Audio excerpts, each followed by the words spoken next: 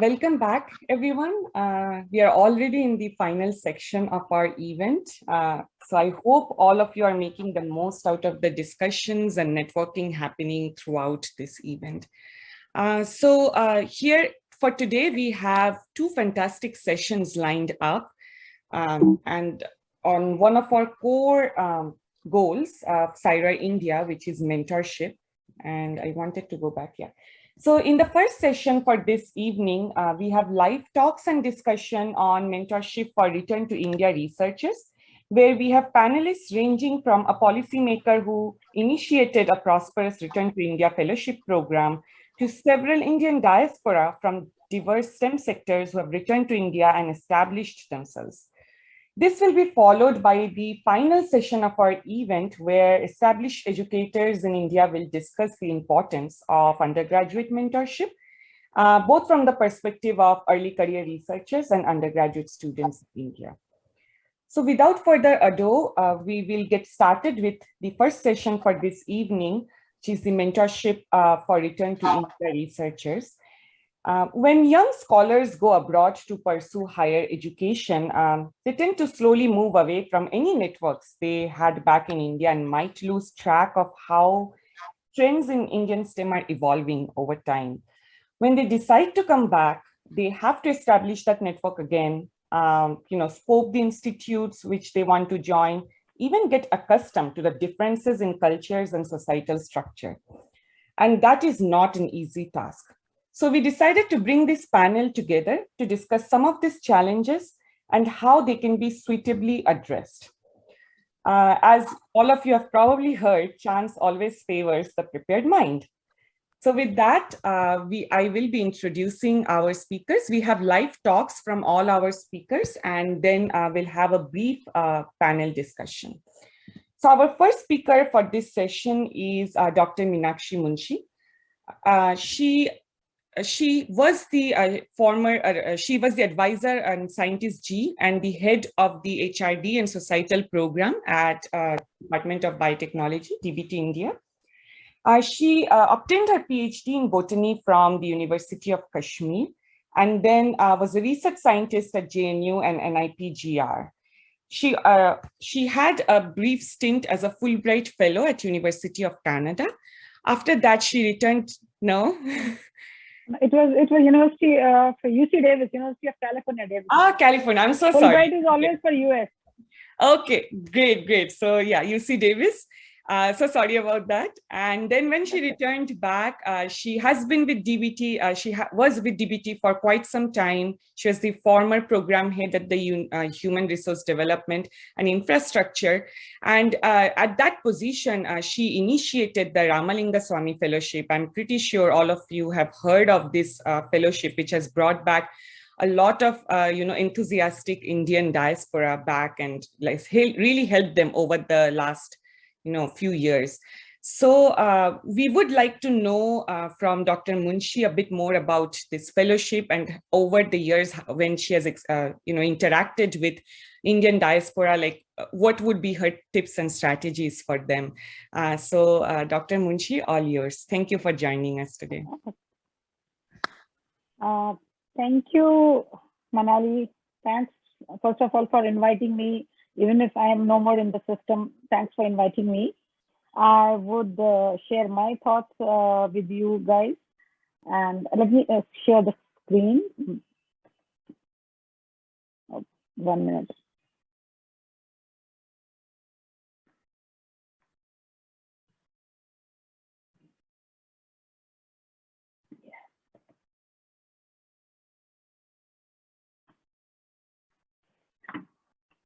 Very good morning to people overseas, and good evening to my fellow colleagues who are in India.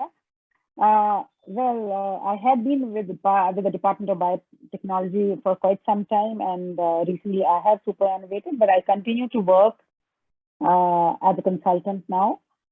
And let me tell you, the Ramalinga Swami Fellowship, we had no clue that something like this can work.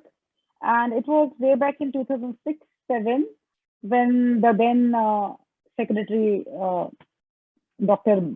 Ban, along with the minister who was then Mr. Kapil Sibal, they both went to US, and then they had a meeting with Dr. Asim Ansari and many other people. They went around and they felt that we need a lot of trained minds back in India, because they were coming up with many research institutions and central universities, and ICERs and NICERs were coming up. That's how this program was initially developed, and now it's more than 12 years the program has been running. And initially, we had no clue if anybody is really interested in coming back to India. And so we kept the things very open, no age limit, so anybody can apply, but they had to be Indian citizens. That was one of the important criteria.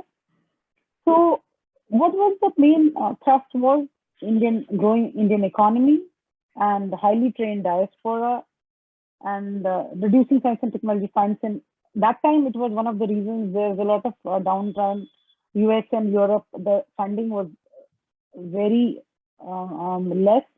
And as I mentioned earlier, many institutions were established across the country that time. So that was probably a very apt time to start these kind of programs. Like the DBT started Ramalinga Swami Reentry Fellowship, and DST started Ramanujan Fellowship. So when I'll give you a little history why Ramalinga Fellowship, and we were wondering, see, this is going to be a very high standard and very reputed fellowship. So on whose name we should have. We had a lot of in-house debate on whose name, and finally we narrowed down to Professor V. Ramalinga Swami, who was a former DG of ICMR. And Dr. Ramalinga Swami had done a very pioneering work. And so this reentry scheme was initiated and on his name way back in 2006 and 7. And over the years, let me tell you, this scheme has been modified looking at the interests of the young faculty, young scientists who are wanting to return.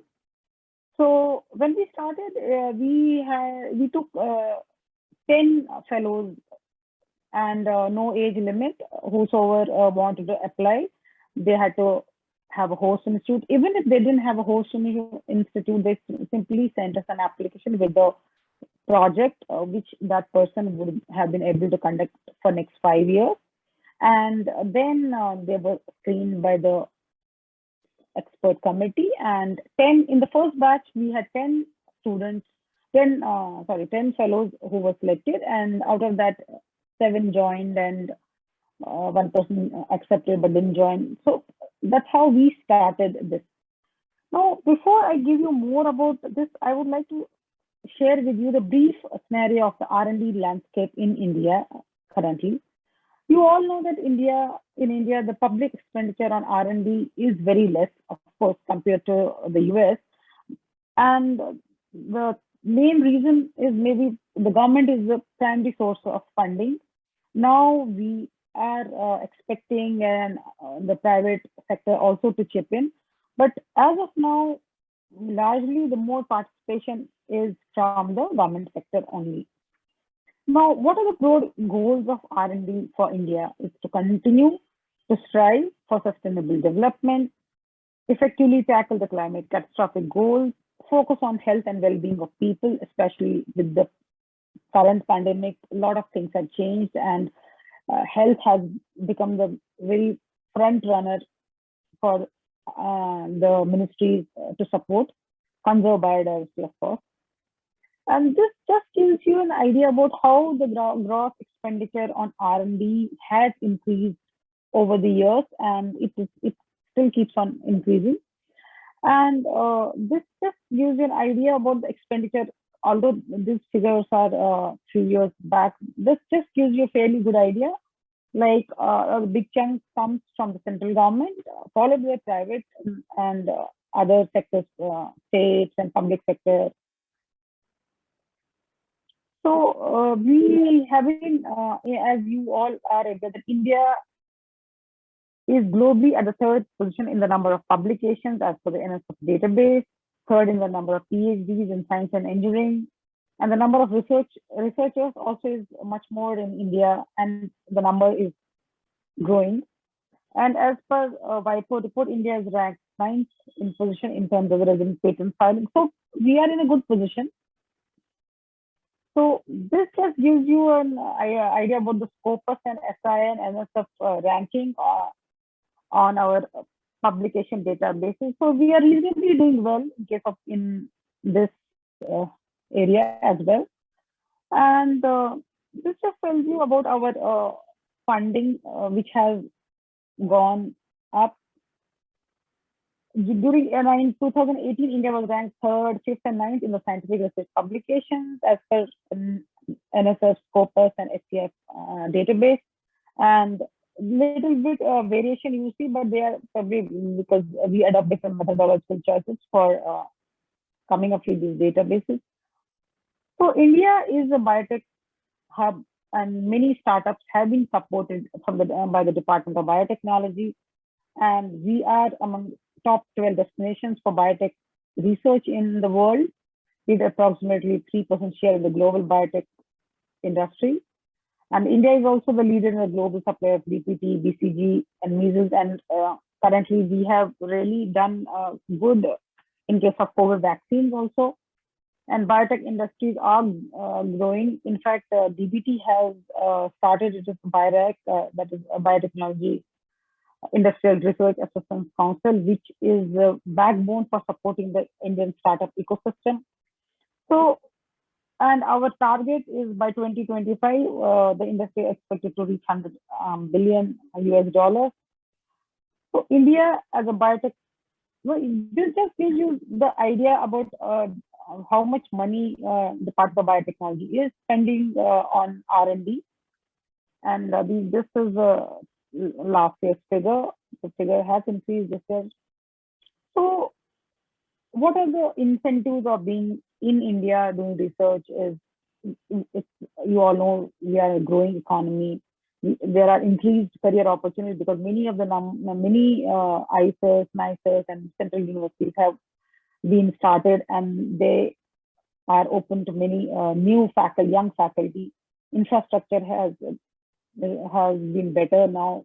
When new people went, I think things have changed since then. But of course, we cannot compare them to the Western countries. But we have grown at our own pace. There is a policy support. There is a industrial involvement also. Now, more and more corporate funding is also expected to help researchers growing. So India has become a new land of opportunities for our own Indian young scholars, young scientists, and so that they would like to come back to return to India. So that's how the Ramalinga Swami Reentry Fellowship Program was started. It's more than 10 years of journey. I have been involved with this program since its inception. So this just gives an idea about how much funding has been spent on this fellowship program, and the funding has been grown in every year because the number of fellows are joining, more and more number of fellows are joining. So basically, when we started this fellowship program with the aim that Indian scientists working abroad anywhere in the world can come back, they should have a PhD or MD PhD with a minimum of 3 years of postdoc experience. And as I mentioned earlier, there was no age limit, but subsequently we moved to 55. And then we realized if somebody comes at the age of 55, there's an issue of permanent job. So that's a major concern. Then based on the discussion with experts, the age limit was reduced to 45, so that they are eligible for the job. So what they get currently, when we started, it was 50,000 and then 60,000 and then 75,000. Now currently what they get is 1 lakh rupees as a fellowship amount, and HRA is 18,500, a contingency grant of 10 lakhs for first 2 years, 7.5 lakhs for next 2 years, and last year means on the 5th year they get 5 lakhs. Duration is 5 years. Now those who are not able to get a permanent position during those 5 years, they are considered for an extension of 2 years with fellowship and no research grant. So that the main aim is that they should look for the job. See, the aim of this fellowship is not to give you the permanent job, to help you. This acts as a buffer when you come back. So you have fairly 5 years time so that you can look around for the job. Where you can work anywhere in the country, any research R&D institution or the university system. So I thought I'll just share what is, in fact, this 444 fellows, this has gone up to now 550, it's more because these are the last year figure. And publication numbers also have gone up. Then we have startups, in fact, more patents, more than 40 patents are there. Few of the scientists have done excellently well. We have a couple of Patnagar fellows, few bioscientist awardees, and some are young women scientist awardees. So they're doing very well. Now, this is the last year, as I told you, this was the last year's figure, but this time we have another 30 people have already added to this list. This just gives an idea of how many applications we received and how many got selected, how many joined. So what happened in some of the cases, they accepted the fellowship, but they got better fellowships like Wellcome Trust. So then they cannot have 2 fellowships at a time. So they left Ramalinga Fellowship or Ramanujan Fellowship and they moved to the Wellcome Trust or some other fellowship. So now this comes to this gives you an idea, like those initial batches, whoever I joined, like they have got, all of them have got jobs, and as we move along, we may see in the later flyer, the histogram, later less number of people have got the job. The reason is because they're still, some are in their second year, some are in the third year, some are in the fourth year.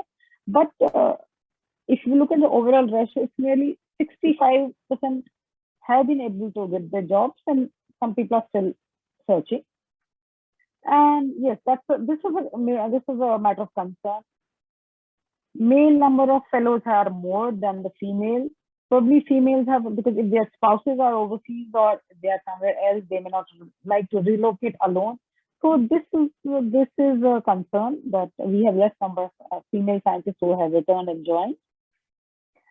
And the good part is now the presence of these Ramalinga fellows. Earlier it was very much restricted, although still it is in certain pockets, like in certain places it's more, like Karnataka, Delhi, but Uttar Pradesh. But if you look at the overall scenario, things have changed. We have no presence in Assam, Bihar, Goa, Gujarat, Jharkhand, Jammu and Kashmir, and it is spreading. Manipur we have. So people are now understanding the value and importance of this fellowship program, and they're accepting this as the fellowship. As I was being told that I should also talk about what are the constraints. I'll talk a little later. So this just uses a graphic representation of pictorial representation where they are going. These fellows, they are distributed across 24 states in the country. And where are they coming from? You can see from this slide, they're coming from across different parts of the world. Yes, the big chunk comes from US, obvious reason, because most of us want to go to US for the postdoc. That's how big chunk is returning from there. And where are they joining? They are joining in ICER, NICER, medical colleges, IITs, NIITs, IIC, DAE institutions, ICMR, ICR, private universities, so DBT funded institutions, CS. I mean, they are spread across the spectrum. So I thought I must share some of the successful stories with you people. Just gives you a glimpse of these are some of the fellows who have. I mean, this guy, Dr. Panchan Gula, he worked in NCL, and he came up with a startup, and he has licensed this technology also. And now, after some time, he has moved to overseas again. Dr. Praveen Vemula, he's come up with the hydrogel-based delivery system to prevent organ rejection. And even that hydrogel is used if somebody uses a pest, even a person uses pesticide, if it doesn't fall on the skin, if you just wrap your put that cream on the skin, and then it doesn't get attached to your body. It's a hydrogel. Then Subhashi Sarangi has also come up with a non-invasive method for cancer detection. Ramaya develops accurate and affordable surgical navigation. Naresh Bal, Senthil, these are some of the scientists. I thought because there are many scientists who have joined and done excellent work, but it was becoming difficult keeping the time constraints in mind. So these are the people who have done really well. We have a couple of them like Amit Avasti and Amit.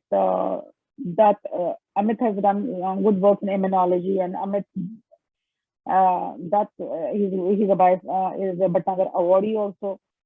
Mahindra has also done good work on synthetic transmembrane peptide force for single molecule sensing. Faisal is working on vaccine development and rapid diagnosis for zoonotic diseases, especially leptospirosis. So getting to know about the problems faced by fellows, that's very important. See, we circulated these Google Sheets and some responded, some did not. So this is just how the scheme was rated by people on the scale of 1 to 10. We had asked all the host institutions they should provide leave, LTC, medical allowance to major and facilities. Now, what is happening? Many of the research institutions are catering to their needs, but big problem they are facing with the university system, where these fellows, in fact, when they joined in the beginning, they would say, okay, JRF, SRF, RA, oh, this is another fellow. So then it took a while for us to make them understand, no, they are not any other fellows. They are fellows who are at par with scientist D or an assistant professor. And this thing went well with the system, with the institutions, the R&D institutions. They did give them this kind of facilities, but university system, they have their own system of dealing with the things. So their issues are there, and this just gives you how easy because they are eligible to apply for the normal extramural grants from the funding agency. So this just gives an idea how difficult and how easy it was then to get the grants from the funding agency, and this tells you the extent to which the expectations of the fellows were fulfilled on the scale of 1 to 10. So this we had annual conclaves. I thought what we do. We realize that these fellows need hand-holding. So for first 2 years, we understand the first year they take to set up the lab, and second year they'll do some work, and only after 2 years of their spending the time in the lab, we call them for the presentation. Now in these conclaves, what we do, we bring seniors, experts, and mentors who give the mentor talks and who share their journey with these young fellows, that when they came, they were given just a room and this is it. So how they converted this room into a full-fledged laboratory and a successful laboratory where the person developed, published papers, developed their research interests, developed technology, got awarded.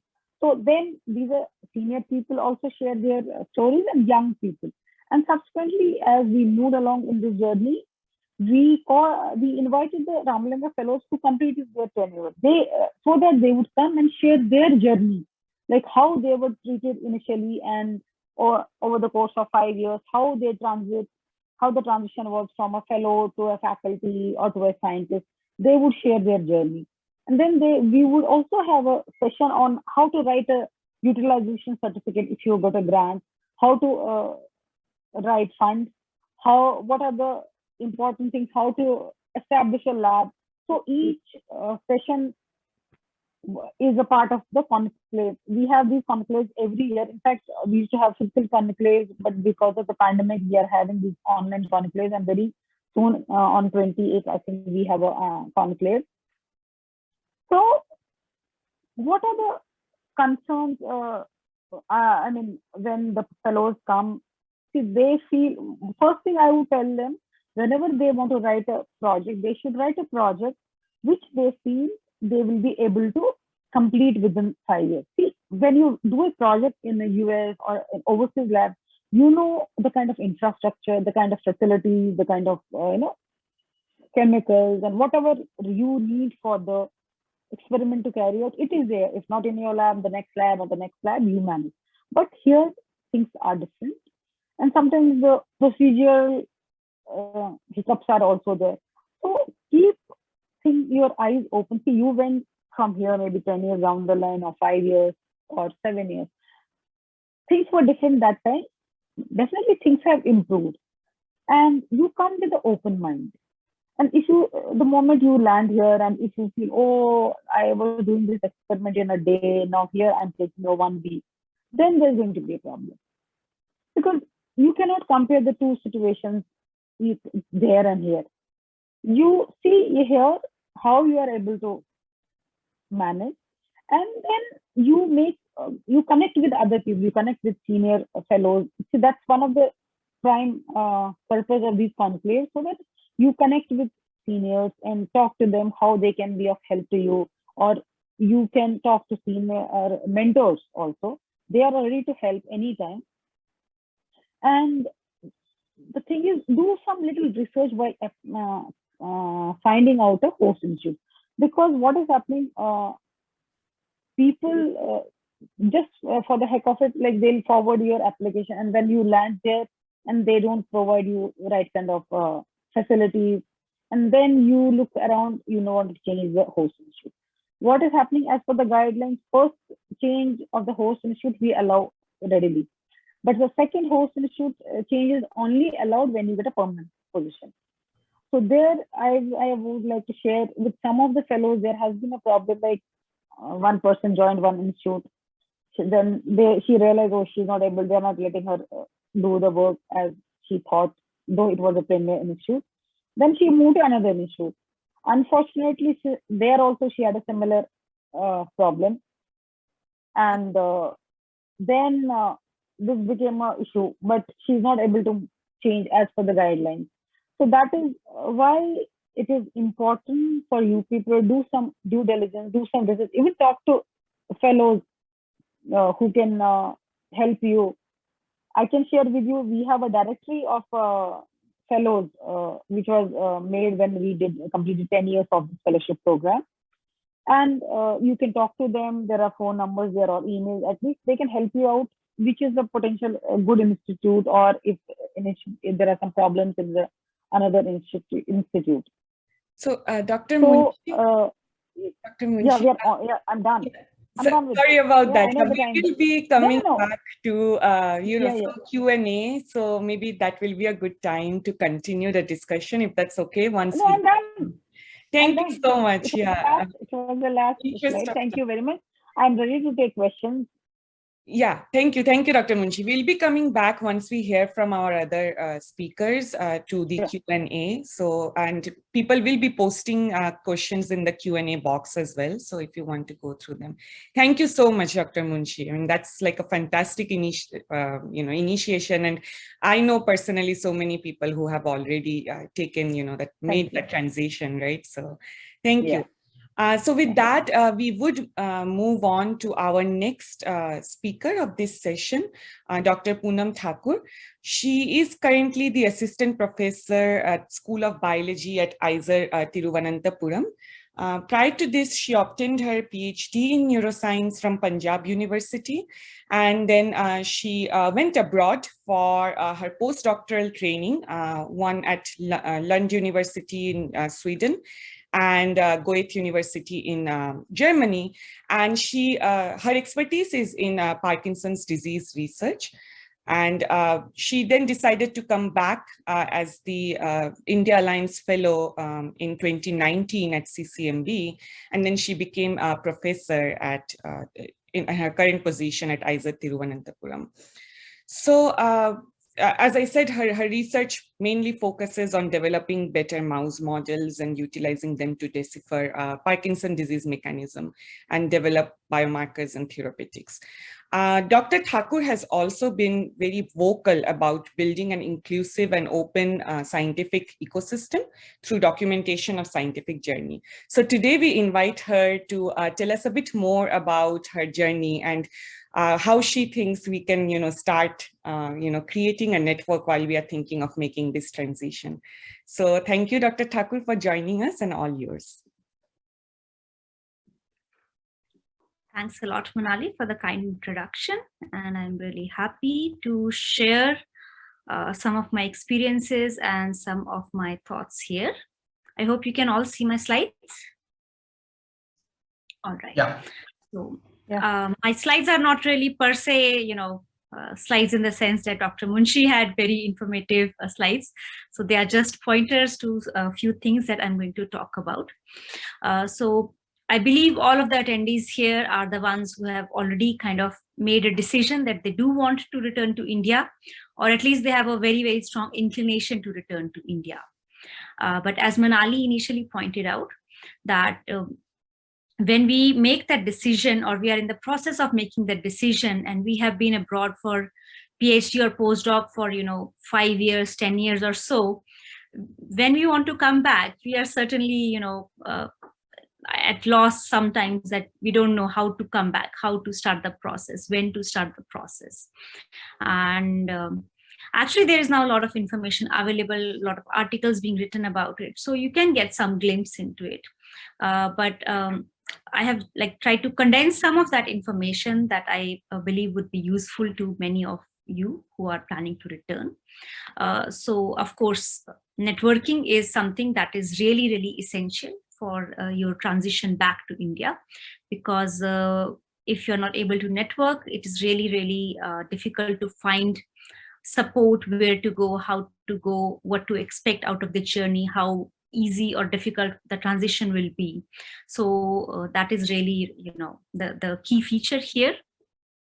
And all of us are really motivated by, the feeling that we want to contribute to our country, in addition to all the personal reasons we of course have. And I think that motivation is something that we really need to carry within us, because transition, even when we are going from India to abroad, is not always easiest, but also when we return from abroad to India is also not easiest. So we must remember that transition difficulties are both ways. It's nothing unique in returning back to India. So a bit of that mindset about positivity on returning to India is really important to help you sail through the process. And so how do you get started on the networking aspect, right? So one thing that you have to really think is, when do you start networking? So, okay, you have been thinking seriously about returning to India, or you have made your decision. But remember that the entire process can take quite a while. The whole process can easily last you 1 to 2 years, because when you start making applications, you start applying to institutes, and you may get called for interviews, and that process itself might take a long time, because institutes, some are doing the recruitment process quite slowly. They will review the applications maybe once or twice a year. Others may be doing it faster. Others may have advertised positions against which recruitment will happen over some time.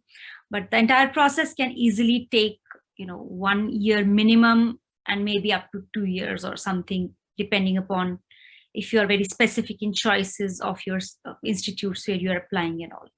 So one must be prepared for that much period of time, and make sure that you start your application processes well in time, when you still have your postdoc contracts running, because when you are really applying in last 6 months, and then you are under heavy stress to find something, and you don't have a lot of time, and then you are that entire process can get extremely frustrating and stressful. So you must really plan it well.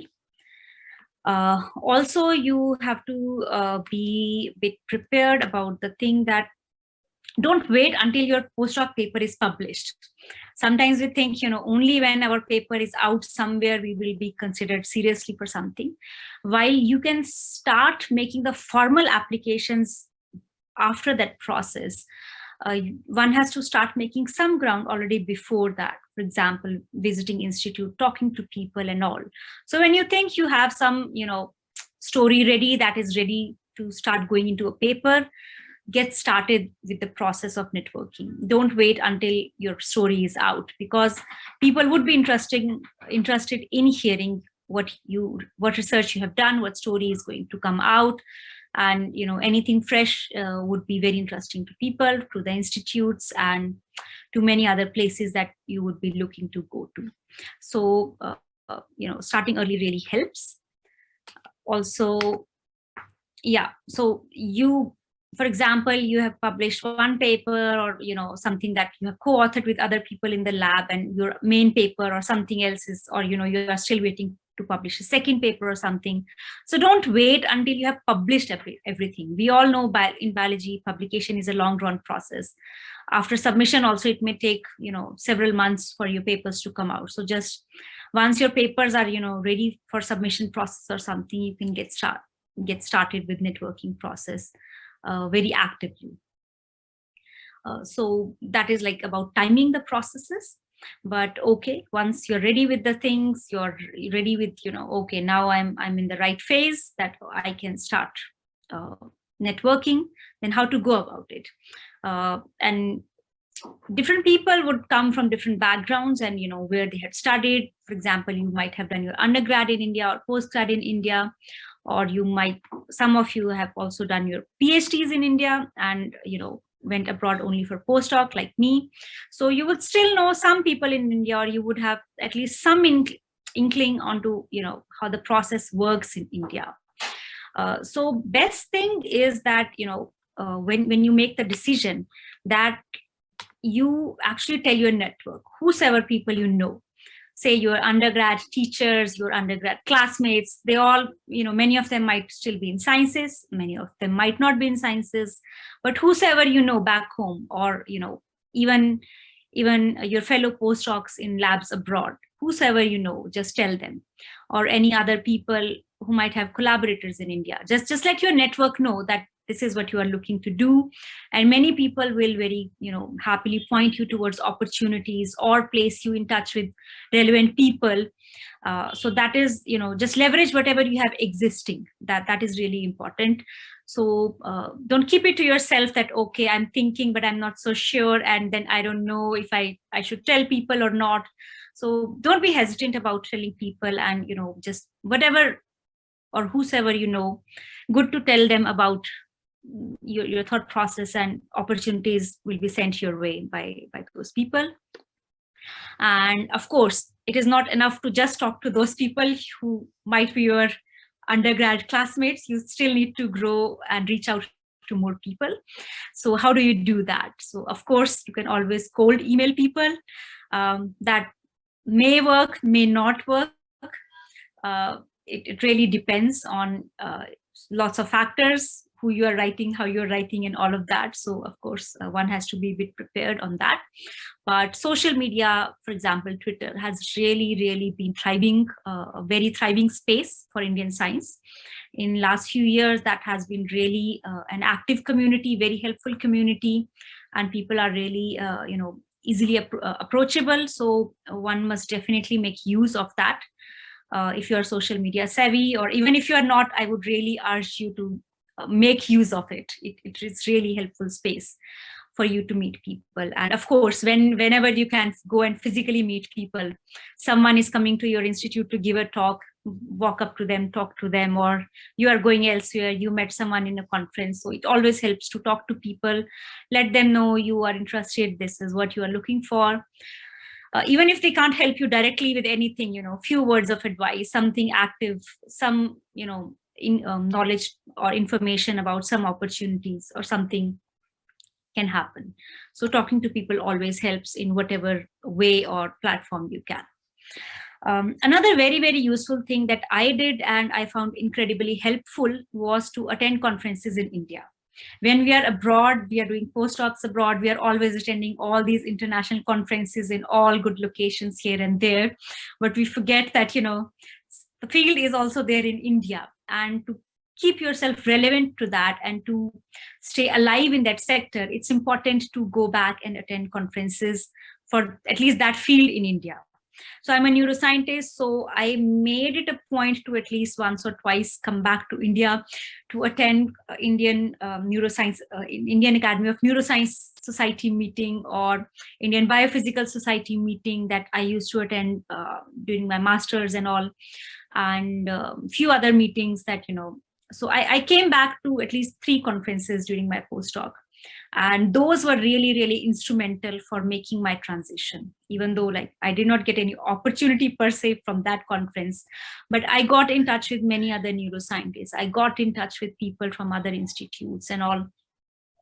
And they can really provide you some insight into, okay, who are going to actively hire, where are positions going to be advertised, or are they looking for people in the particular area that you work in and all. So a lot of, because it's a condensed place where a lot of scientists from many institutes would be there. So it's a really, really good place to network and, make yourself a known face in the community of the research field that you are in. So that's a very, very helpful place to go to. And another set of meetings that is not really for scientific field per se, but are really focused on people returning back is YIM meetings, Young Investigator Meetings. They are spearheaded by India Biosciences. I'm sure most of you would know what India Biosciences is. If you don't know, you can Google it.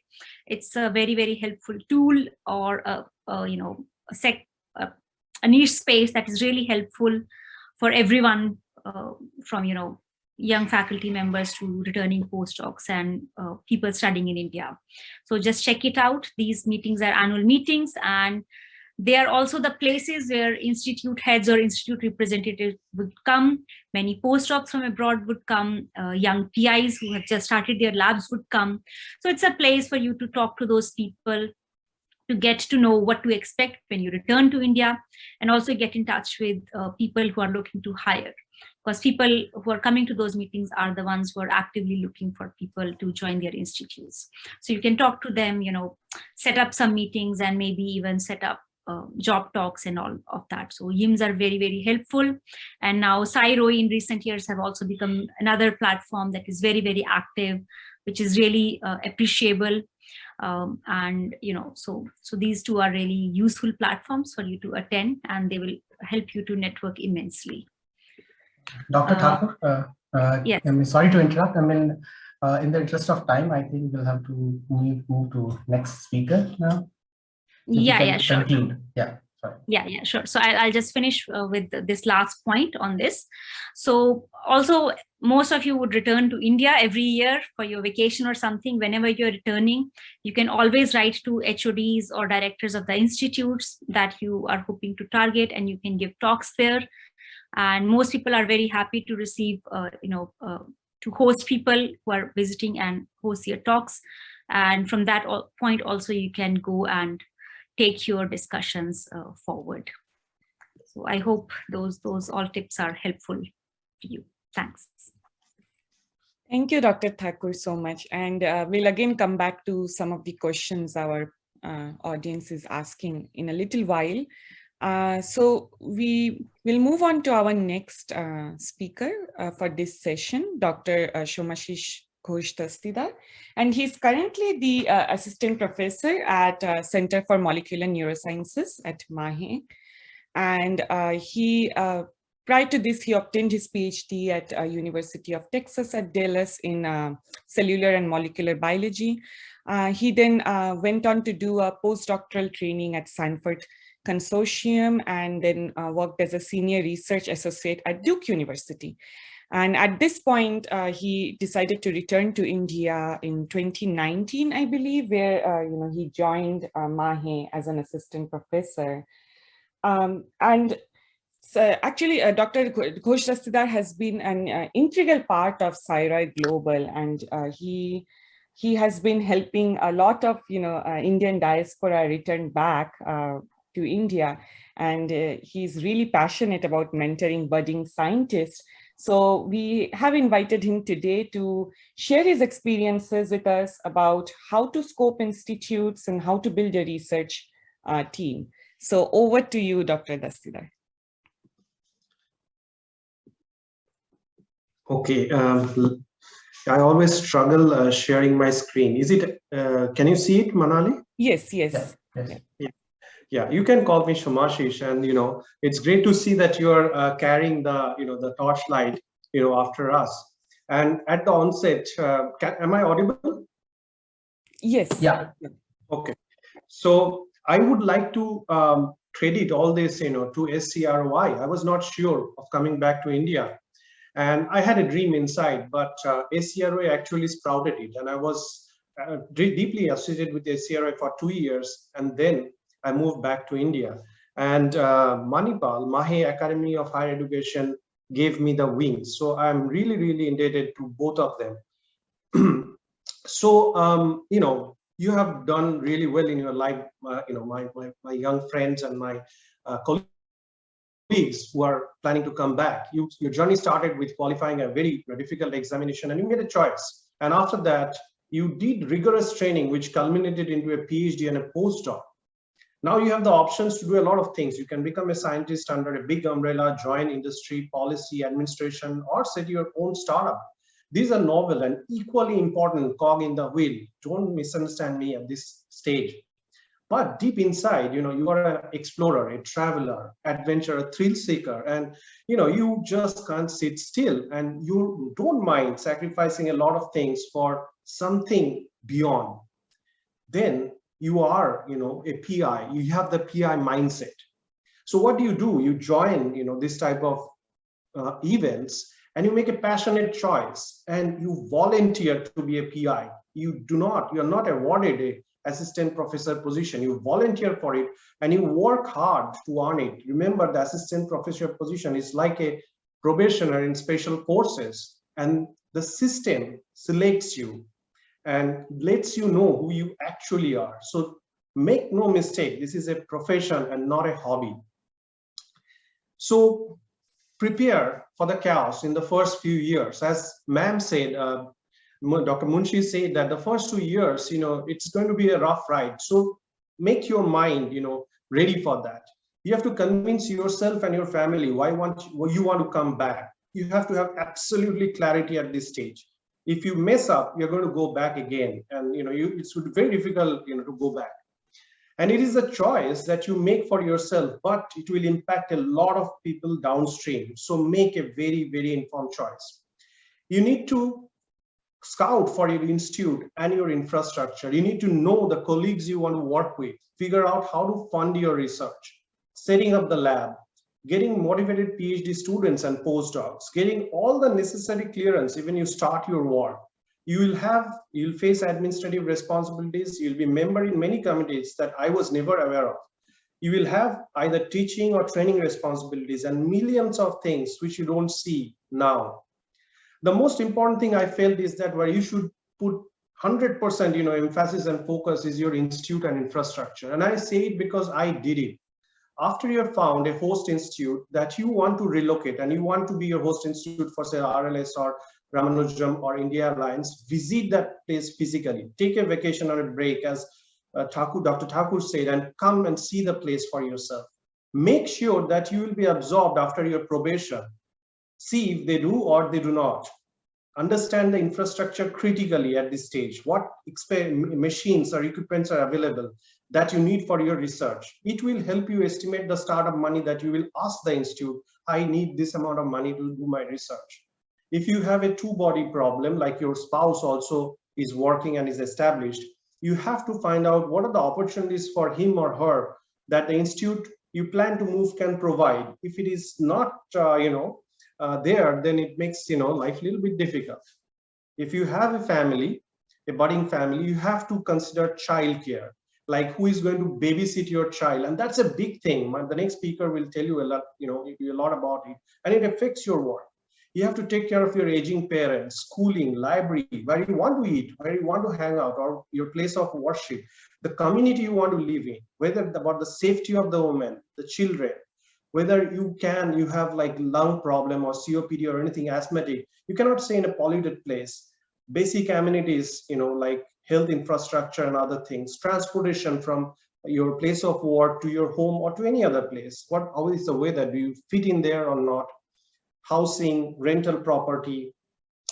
it is better to visit at this stage. You can Google, you can also call and talk to people who are there, but trust me, it does not help that much. They would like to have you there, and you might not get the right picture. See for it yourself and be very, very critical when you do that. You should also consider the expense of living, to the city you want to relocate. The next very important thing is that what I did not do when I was there, and you must please do this. You are planning to write either Ramalinga Swami or Ramanujam or India Alliance, but it's not one grant. You should limit yourself. Write 3 grants simultaneously, and make sure that the grants are very diverse from each other. The experts will catch you if it's a continuation of your RLS. They will catch you, and you have to be very honest to yourself there and try to be very diverse in your 3 projects, but not outside your ambit of experience. If you are not comfortable, find a collaborator who have experience to make the work happen. Then setting up the lab, and as ma'am said, Meenakshi ma'am said that it takes 2 years, and I cannot agree enough on that. It does, and beyond. So you have to be prepared for it unless you're going to the premier institutes. So, and also these things also comes as an informed choice, the place where you want to go and you want to do. So before you come, prepare a very detailed list of equipments, vendor number, catalog number, everything to the details as a pipette and a pipette tip. Check if the major equipments that you need for your work is present in your future institute or not. If not, then you have to budget for it for your intramural startup grant.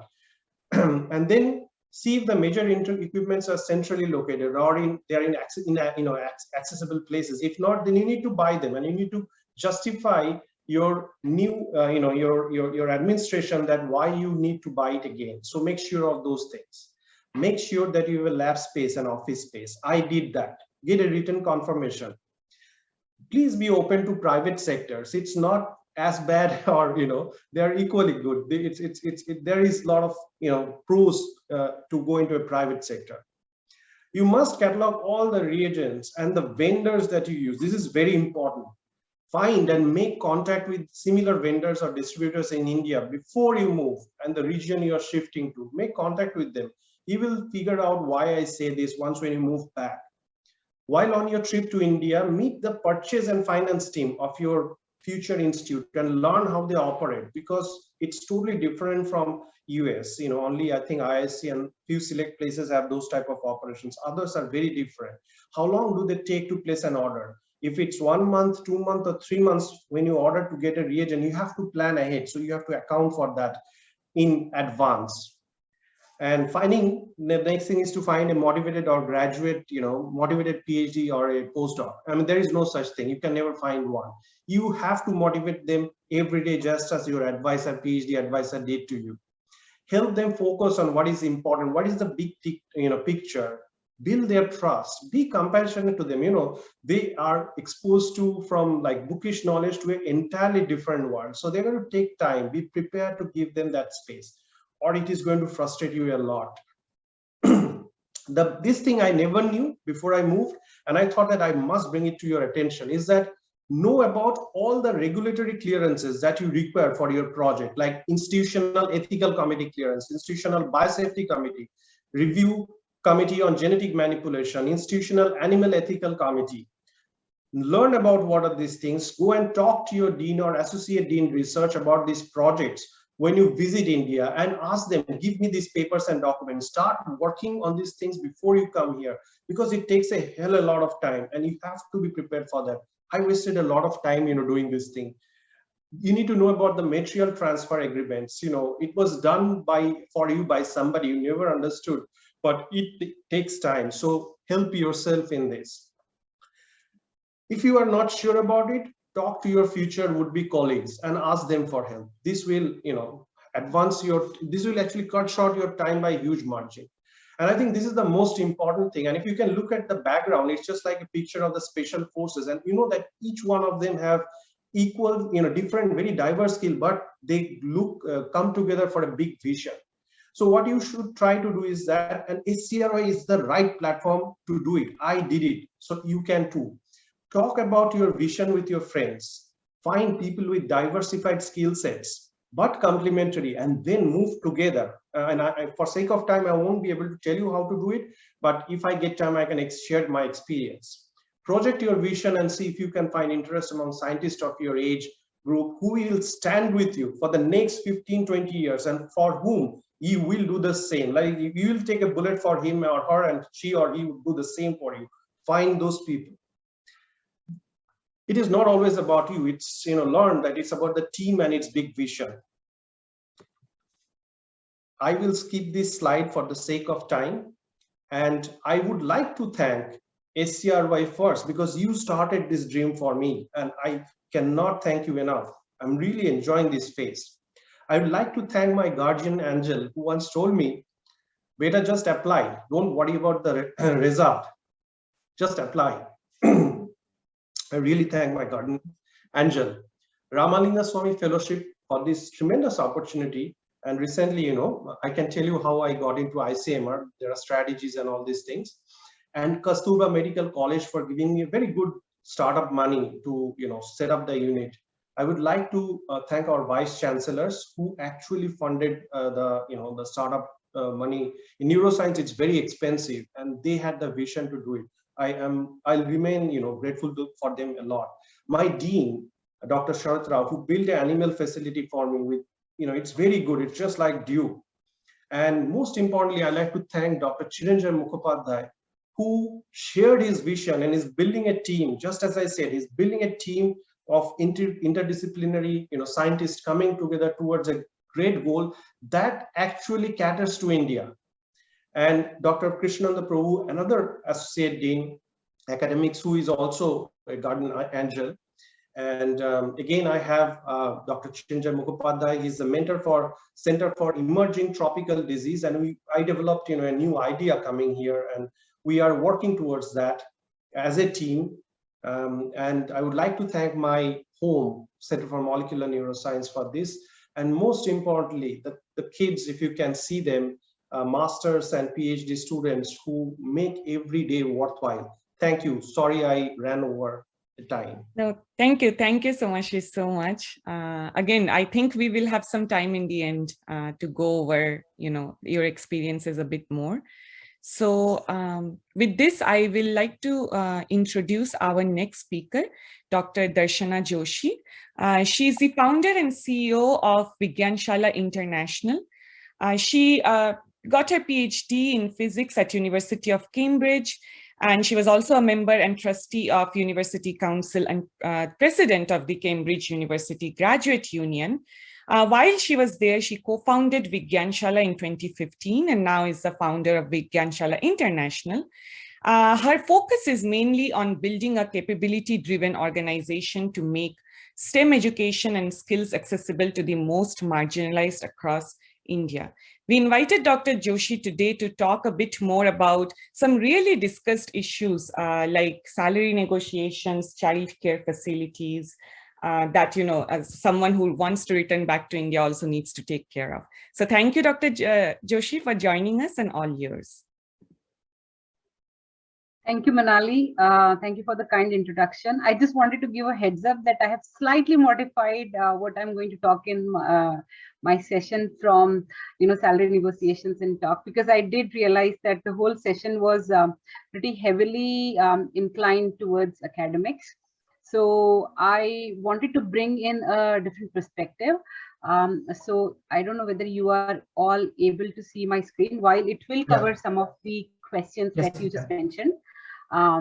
But as I mentioned that this talk is going to cover my journey in science, as well as my transition into social entrepreneurship and return to India, and how we navigated the Indian ecosystem, and how it can actually potentially inspire many of you in the audience today to think that as another route to re-entry into India. Also, like, not just as a re-entry route to India, but also like if you are into academic institutions and all, if you're looking at building your own enterprises or social enterprises. So I hope that is okay, and many audience here will find it useful. So a brief about my journey. I'm a daughter of a farmer electrician and a homemaker couple. I was the first generation learner, and like literally the first girl in my entire village, and even like the low income neighborhood in Delhi where I grew up, like a first girl who actually went to do a PhD in the pure sciences and physics. I was born in Almora, a beautiful town in the hills, like in the foothills of Himalayas. Grew up in Delhi, went to a government school in Delhi, was very fortunate to get support from a Delhi-based NGO that supports girls from low-income families for my studies. Did my bachelor's in physics in Miranda House. Attended a Jawaharlal Nehru Center for Advanced Scientific Research, Bangalore, for a master's in material science. Followed by a PhD at the University of Cambridge, where I was also awarded the Schlumberger Foundation's Faculty for the Future Fellowship for women from developing countries. And both Udayan Care and Schlumberger Foundation fellowships basically gave me access to a wonderful tribe that still, has got my back. In 2019, I returned to India, and Vigyanshala International as an organization was born. Many of you might have been confused why 2015 and 2019, two different timelines. We founded Vigyanshala as a group of volunteers based across the globe who were contributing to science outreach in India in 2015 when we were still doing our PhDs. And then when I returned to India, we formally established it as a charitable trust based out of Delhi that is on a mission to bring quality STEM education and opportunities for every aspiring child. In between, I also was elected as the first Indian woman who won this election of Postgraduate Students Union at Cambridge University. That also gave me an opportunity to be part of the university governance structure there and serve as a trustee of the university. The reason why I'm mentioning this thing specifically here is, as researchers who are planning to come to India, who've always been in lab, I think it's really important to acquire different skill sets. As Devashis and other speakers before me just mentioned, that you will just not need to do your research, but you will actually have to run a small enterprise of your own, be part of several committees, contribute to building strategies of the institutions that you are part of. So if you are abroad, if you are doing your postdoc, whether in India or abroad, make sure that you be part of the governance and something that is outside of your university. Get involved with postdoctoral research as research unions and other things that are there, enterprise societies. Everything that you do will eventually give you a unique skill set that will help you upon your return to India as a scientist. These skill sets will also give you, exposure at other soft, less spoken about skills, like such as negotiations, both to the committees and as well as within the institutions and outside of those. I'm really fortunate that I married a wonderful man who shares my passion for communicating science and building communities. It's coincidental that as we got married, we both together co-founded Vigyanshala, paused our research careers and came back to India to take a deep dive into social entrepreneurship. So from there began our transition from being scientists to being social entrepreneurs and following our passion. Our journey so far has rested on the shoulders of giants. My mentors, Professor Pratibha Jolly, who is leading a very innovative project called Gender Advancements and Transforming Institutions, a DST project, which is bringing more inclusive gender practices across institutions in India, as well as Professor Shobna Narasimhan, who is a vocal advocate of women in STEM. So they both have been instrumental for us in not just building Vigyanshala, but have given their unconditional support at each step, whether it's in terms of strategic advice or being part of the programs as well. So at Vigyanshala, we are shaping the future of STEM by bringing new minds to the forefront of STEM. We are doing it through two of our programs. One is Kalpana, where we are building a tech-enabled mentoring platform, and we have a audacious goal of nurturing 1 million maker girls over the next 10 years. I'm going through much of it, how we are doing and all very quickly. I'm not going into details, I'm just sharing. And then we have another program, which is the STEM Champions Fellowship for rural students, where we are working with rural undergraduates, giving them access to community lab spaces where they are able to build and design innovative research projects and skills. And this is one example where we are actually, can show that some of our students here, for example, just with trash, they built a breath simulator where they could vary pressure. They could show that how a sneeze is different from a cough or a normal breathing, and they just built it with locally available material, and then they put different masks and all in front of it to show how masks can actually be effective in checking the transmission of COVID. So we are actually giving these aspiring, budding STEM enthusiasts an opportunity to create and learn STEM the practical way, which they are missing in their curriculum. So these are the two programs that we have been building.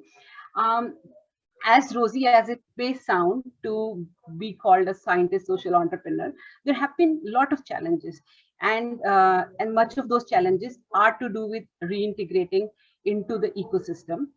And I will mention some of those. So what did we miss?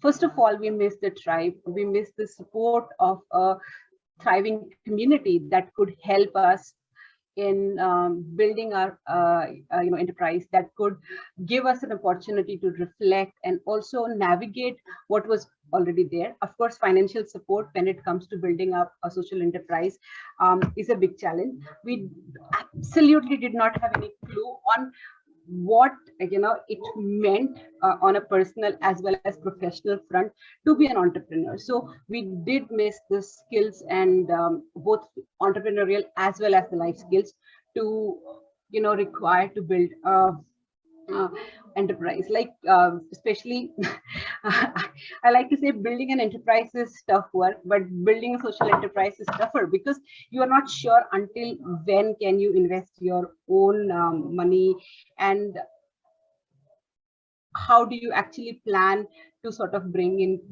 thinking about all the finance, revenue models, product market fit structures.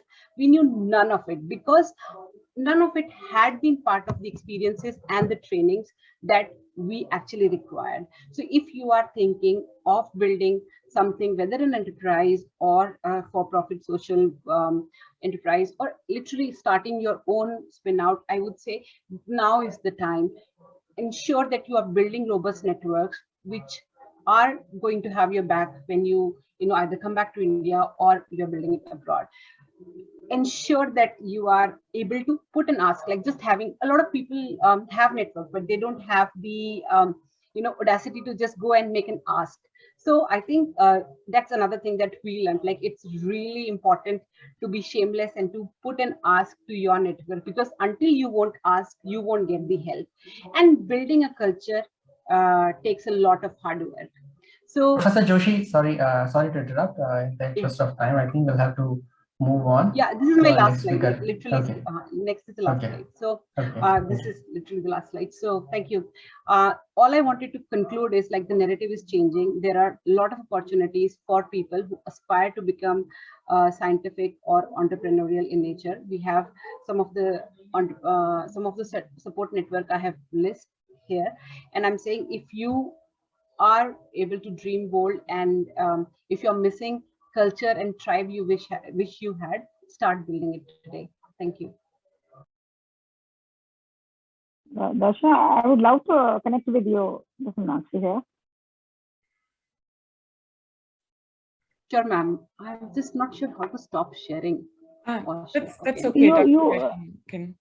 Thank you so much for. I'm so sorry. I hope I didn't overshoot too much. No worries at all.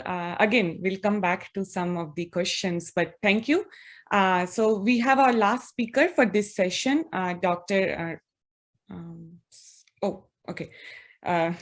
Raunak Bardia, and he is currently a researcher of scientific image analysis and simulations at Shell India.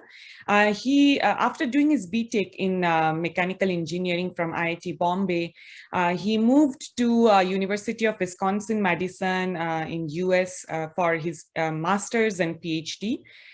where he he did his research in the field of computational fluid dynamics.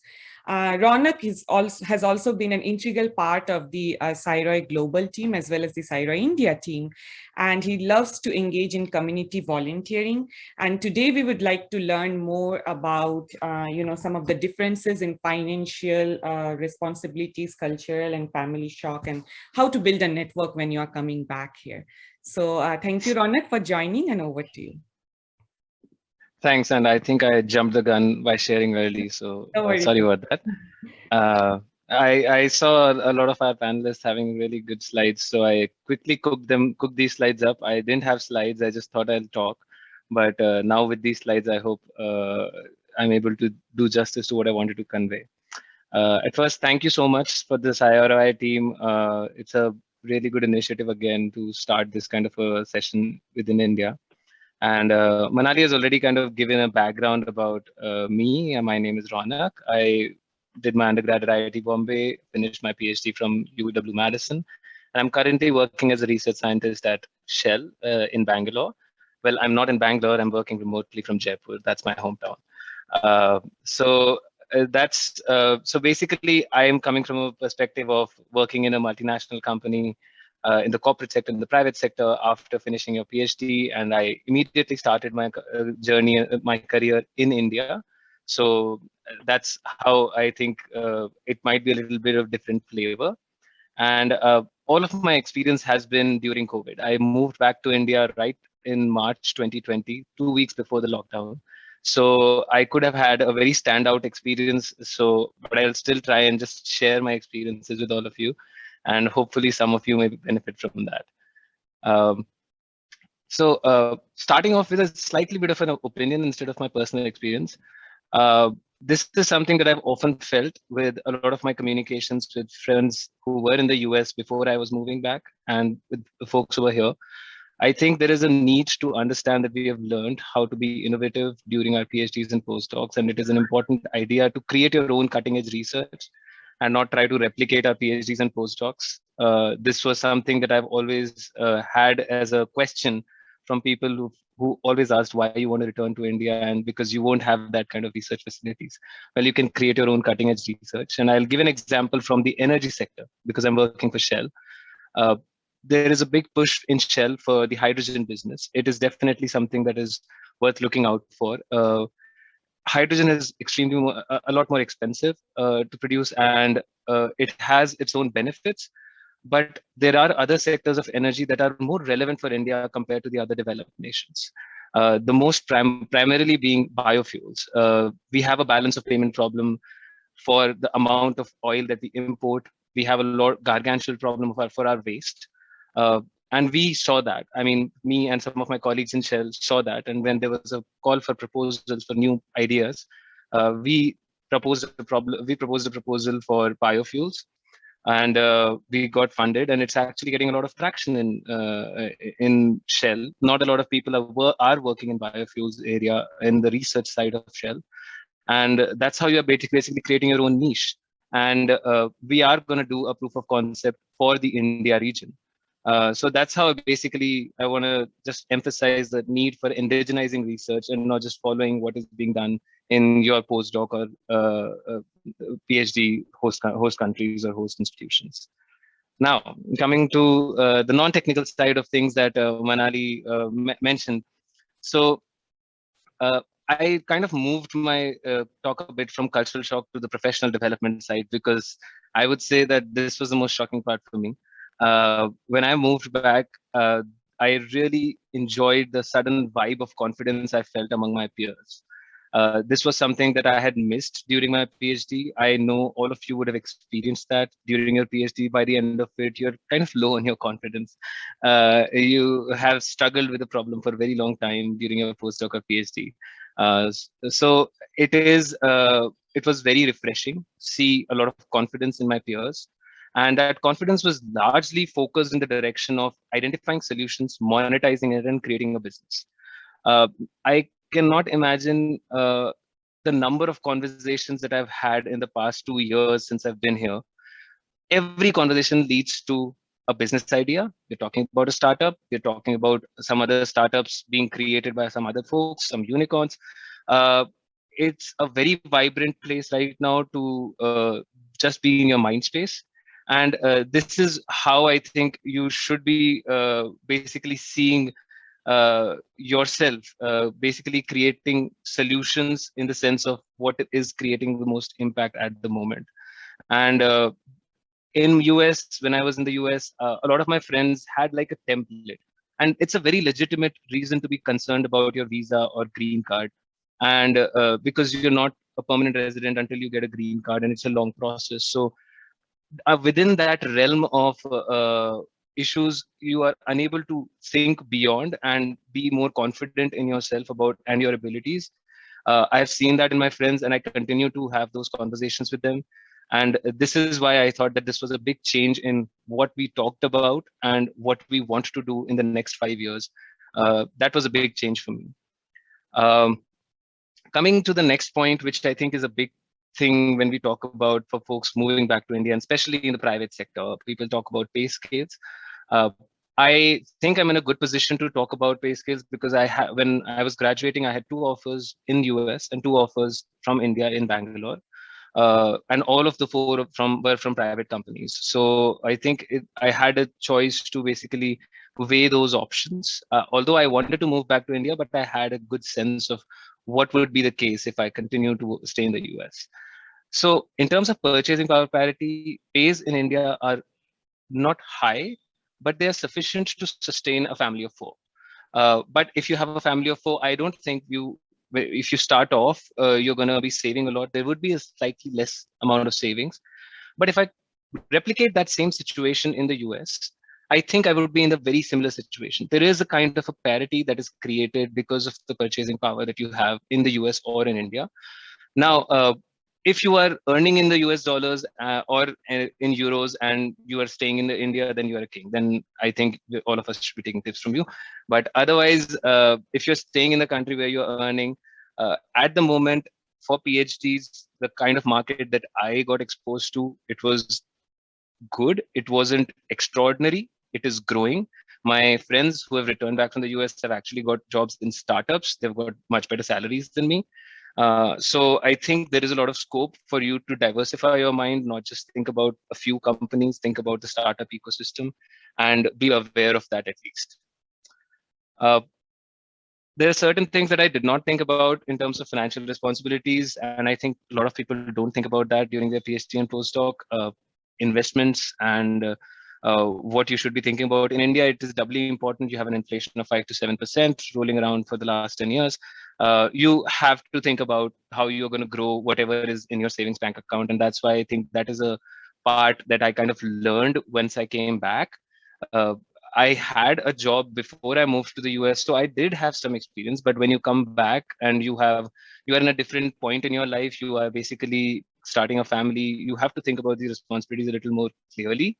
You start creating SIPs and mutual funds, and you start to think of peer-to-peer lending. And there are a lot of formal networks that have come up. Another example of the indigenized system is the digital payments. It's an extraordinary invention, and it's so awesome. I think that is something, if folks on the call are in the US, you guys are missing out. This is extraordinarily awesome. I'm enjoying that. I don't have cash for the last 2 months. So it is something that you basically do learn. But yeah, it is something that you should be aware of, that this is something you need to plan out. If you get some time before you start your new career as an assistant professor or in a job, this is something you can probably spend some time thinking about. Families, I think, that's why I put this at last, because this is something people always think about when they're moving back to India. This was definitely not my main reason to move back. I think it was a mix of all of the things that I just talked about, and family, of course. I fortunately got a chance because of COVID to spend most of the 2 years in Jaipur, in my hometown, with my parents. You don't get to know a lot about your parents over video call 8,000 miles away from your home. So I think this was a big change for me. I enjoyed it. I enjoyed it thoroughly. People move out of their hometowns thinking that it's kind of a individualism. You kind of find your own individual identity. you want to make it on your own, but you really don't need to. And I didn't find that there was an encroachment on my individuality if I'm living at home. It was actually a lot more fun. And as I said, you really don't have to make everything on your own. There is a lot of framework, there's a lot of help available, and you just need to ask for it, and it's available.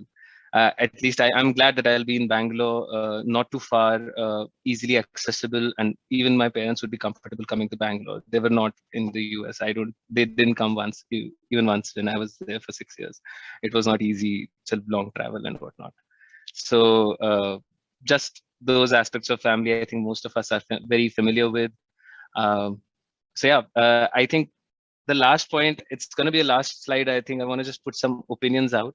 And this is not related to my personal experiences. Everyone kept asking me, why do you want to return to India? I did not have a reason. I don't think I need a reason. I'm returning back to my home country. Why do I need a reason for that?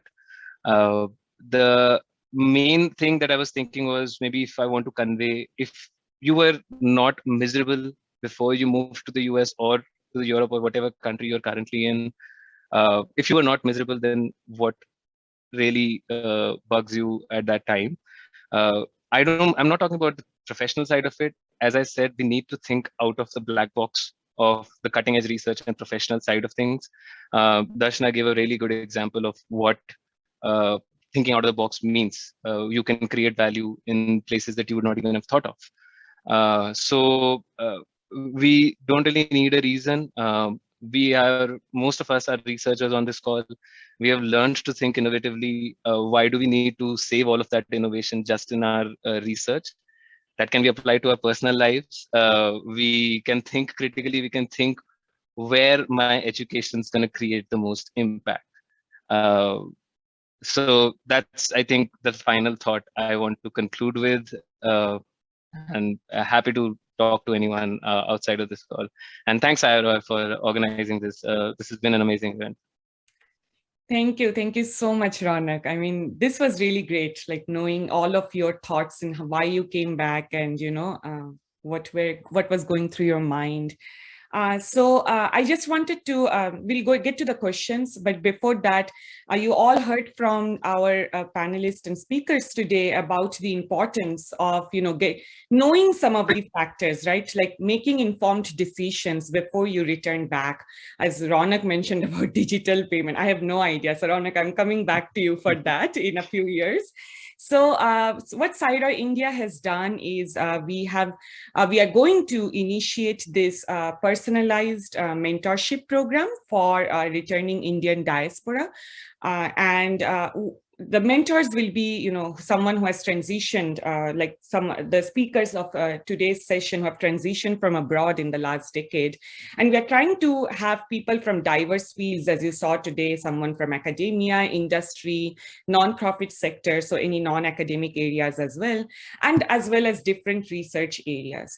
And as a mentee, if you're interested in, you know, joining this program, you can discuss with our mentors about any research or non-research related issues. Some of them we discussed today, but we have so much more, you know, that you can talk to them about. And this will be a virtual mode, program. Of course, like we will have mentees from all over the world who would like to go back. And, you know, our mentors will be in India. So it's a virtual mode platform. And we are trying to build this as like, you know, you can have 30-minute interactions with our mentors anytime that you would like. So you just have to pick up some times with them and you can choose the mentors. We already have a few mentors on our website. I'm posting the link in the chat. But, you know, feel free to go through that. And mentors, you know, if you're interested, please sign up. And we'll be opening the program to the mentees soon in the next month. So do keep an eye out for this program call. So thank you. And with that, I'll hand it over to Devesh for any Q&A we have. So. Thanks, Manali, and thank you, everyone. There are a couple of questions that are there. I think the Q&A panelists have answered many of them already. So one is directed to Dr. Somashish. So one was, how streamlined is the process of bringing biological material back to India? Example, DNA constructs or clinical samples or any other biological material. How easy and streamlined? So actually, it is easy, and at the same time, it's difficult. I'll tell you and give you examples, like to bring in plasmids, to bring in antibodies, to bring in certain chemicals, select chemicals, to bring in enzymes. It is easy. And what I did in my case, that I used or utilized World Courier, and I can give you the name. Contact this name, those who are planning to come back to India. Its name is Donald Hold, Holde. Don Hold, Holde. Holde is a senior, very up position in World Courier, and I have told him that many people would be returning back to India, help them out, and he has done it. And he makes sure that the price is much less than they would charge otherwise. I say that it's a developing thing, so be nice, and they are nice, and you will have exceptional peace of mind and security of your sensitive instrument, sensitive biological materials to be sent through them. Dr. Piyush Bihari Lal, who just came back here, he also had, and there are others who also I have referred to, and it has been, it takes just 5 days, and you can actually track it. Now, coming to biological materials, like if it is blood, it is a problem, and it also depends on which place you are shifting it to. Like if you are in certain public universities, I think it will not be a problem. But in certain private universities, we have tiers of restrictions, and you have to go through them.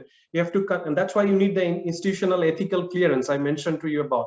You have to first get that, and then you have to convince that it does not contain any virus or microbes. You cannot bring in virus or microbes from any other country. Like say if it's a frozen tissue which you have done in your postdoc, and you just have to section it, and then you work on it, it can be done. If it's say like a tube of trizol where you have your mRNA from some experiments that you did, it can be done. Donald will help you in that, and I will help you in that. You cannot explicitly write everything in details. There are tricks to it, which I cannot tell you since it's being recorded, but I will help you guys with that. Okay, thanks a lot, Mohit. Next question is directed to Dr. Bardia. It's does your company Shell collaborate with academic professors for biofuel research? Yeah, absolutely. So the project that I was talking about is in the computational domain. We are digitizing a lot of things. There is an entirely new facility that is in India, in the Bangalore office. It is the IH squared, a very much touted technology in Shell. A lot of work is being done on that.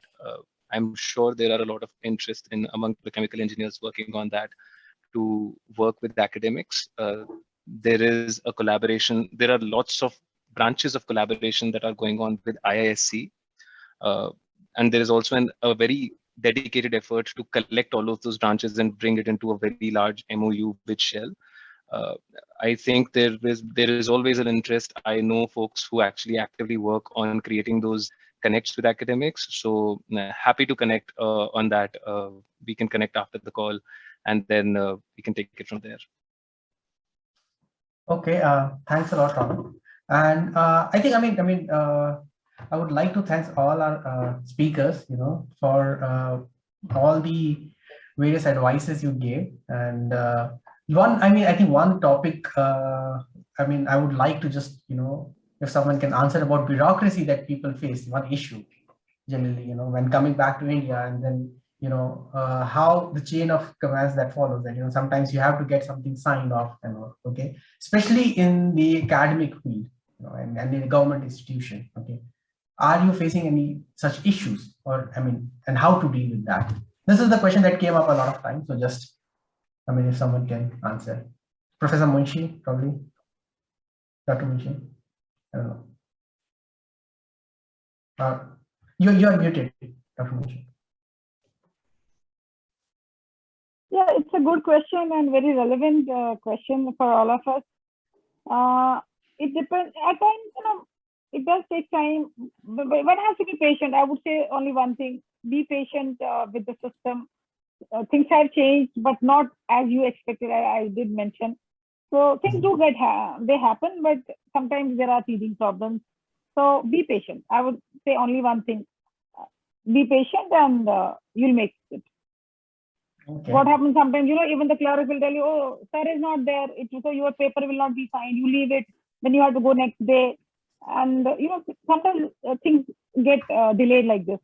But by and large, now mindset of people has changed. Definitely, they are in a helping mode, but people are every individual is different. Okay. So that's Thanks what I would say. Yeah, so much. Yeah, sorry to say something. So I will say, the problem I faced and how we solved it is like, I work with transgenic mice and, mice and all these things. And I have to build this because I'm going to eventually bring those mice from here. It took me 2 years, mind-blowing 2 years, but you got to stick to it. And ma'am said, have patience. She told me when I was in sciroi that you got to be patient. It's not going to be, and I never gave up. Like within 6 months, like I would have given up if I didn't have that advice, that piece of advice. So what I did is that there were quarters where they right away said that, no, we can't make it happen. Why, like that. And they didn't understand like what, and advanced animal facilities, what are individual ventilated cages and all. So I sold them that idea. I made our dean understand what this idea is about. And within 7 seconds, you won't believe, 7 seconds, he said, yes, approved. You just got to learn how to sell the idea and help them understand, because the beauty of this RLS program is like what ma'am said. This is probably one of the best things that's happening for this country, is that there is a lot of, you'll be amazed to see the talent here. You'll be amazed to see the talent here. Those who have done their PhD here and those the medical doctors, they have ideas so brilliant. And thanks to Asim, this is the thing that Asim should take the credit for. He's sending so many people back to India. Absolutely. Thank you enough. I don't get to see him. He is here, but can we see you, Asim? I think his video is on. No. Yeah. So yeah. So but they don't have access to this cutting edge technologies.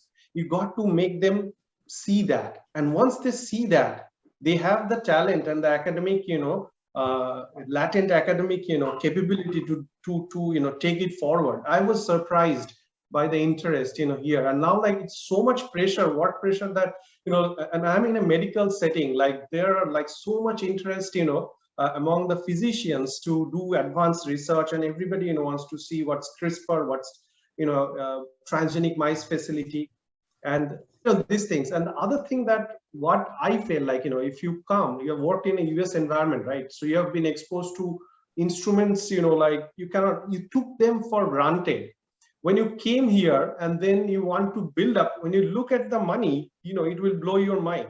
So what I did is that I take a hit in myself. I didn't go for the, the American brands. I set up, most of the lab is set up through Indian equipments, machine. I rigged the system. I asked things to be fitted in, and that brought down the price, but that was not enough.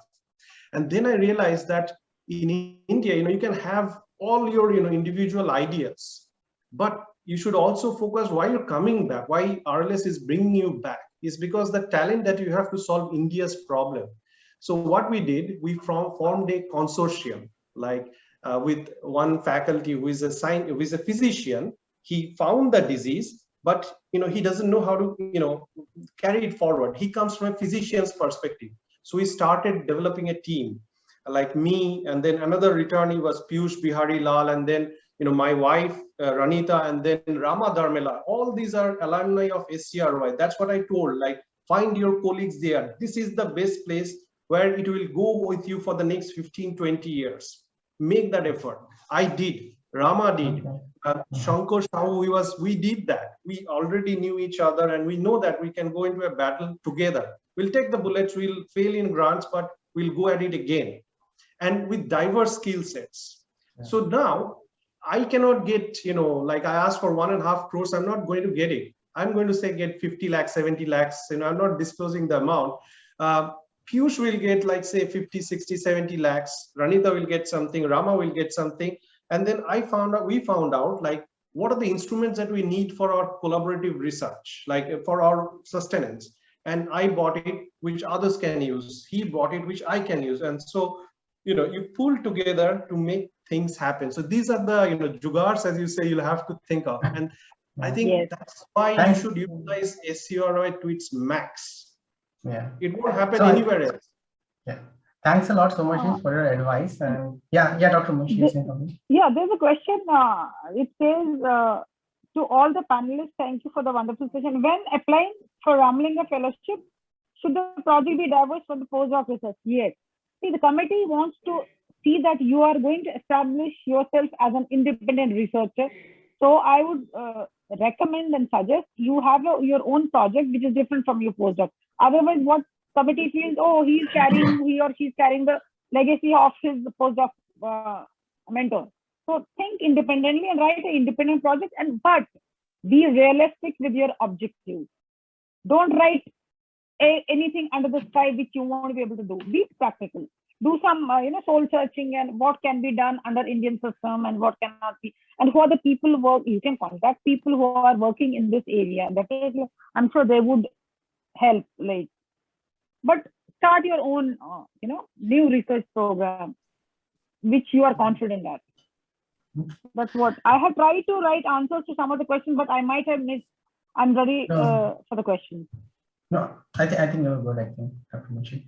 Yeah, thanks a lot, all the speakers, Dr. Munshi, Dr. Somashis, Dr. Thakur, Dr. Joshi, and Dr. Bardia.